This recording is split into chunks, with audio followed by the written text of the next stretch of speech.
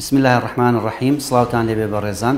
هەروەکو نەریتی زانستی خۆی لە تاوەری تەندروستی سمارت لە بەرواری 16دا هەڵدەستین بە ئەنجامدانی 35یەمین پێداچوونەوەی خێرا لەسەر نەخۆشی شێرپەنجەی ڕێکە بە ئامادەبوونی چەندین پسپۆڕی لێهاتوو شارەزا لە بوارە جیاجاکانی وەکو دەستنیشانکردن و وەرگرتنی چارەسەر و نەشتەرگەری بۆ ژێرپەنجەی ڕێکە.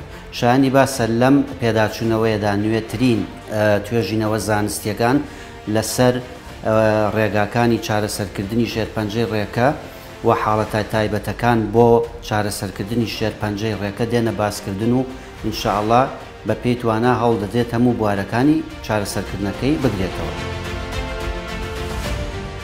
بەشداریکردن بێ بەرامبەرە لە بەرواری 16 دەی 2025 ڕۆژی پێنجشەممە کاتژمێر 8 سەر لە بەیانی لە هۆڵی کۆنفرانسی تاوەری تەندروستی سمارت نهۆمی 15 ناو تۆمارکردن لە ڕێگەی ئەم لینکەوە دەبێت. سمارت وەرچەرخانە.